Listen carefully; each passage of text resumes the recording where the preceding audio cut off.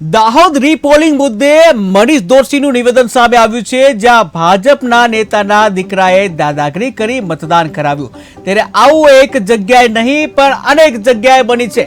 ત્યારે અમારા ઉમેદવાર પ્રભાબેને ચૂંટણી પંચને રજૂઆત કરી હતી, જ્યાં રજૂઆતને લઈને પુનઃ મતદાનના આદેશ આપ્યા છે, તેવું કોંગ્રેસના પ્રવક્તા મનીષ દોશીએ જણાવ્યું।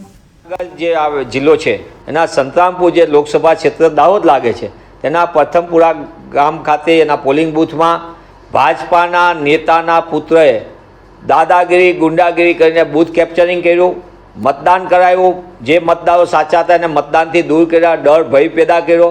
અને આ એકમાત્ર બૂથ પૂરતું નથી, આવું અનેક બૂથ ઉપર ભાજપાએ ચૂંટણી જીતવા માટે હથકંડા અપનાવ્યા।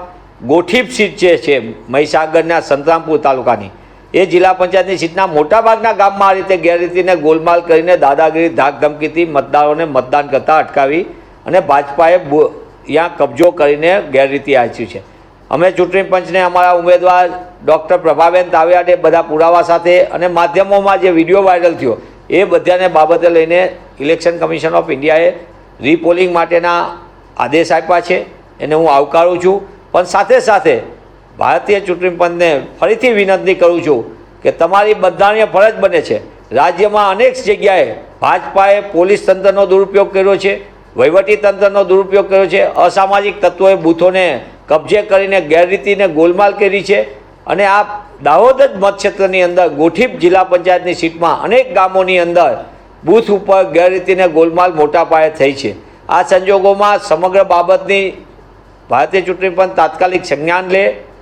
આવી જ રીતે ગોંડલના મતક્ષેત્રની અંદર પણ સરપંચ દ્વારા મતદાન કરવામાં, બાલાસિનોરની અંદર જે રીતે બૂથની અંદર ગેરરીતિ આચરવામાં આવી, ગાંધીનગર લોકસભા ક્ષેત્રની અંદર પણ મોટા પાયે ગેરરીતિને ગોલમાલ કરવામાં આવી છે। આ તમામ બાબતોની અમે લેખિતમાં ફરિયાદ કરી છે, હજી સુધી ચૂંટણી પંચે આ બાબતે ગંભીરતાથી લીધી નથી। ત્યારે જે રીતે મહીસાગરના સંતરામપુરના પ્રથમપુરા બૂથ માટે જે બધી વાત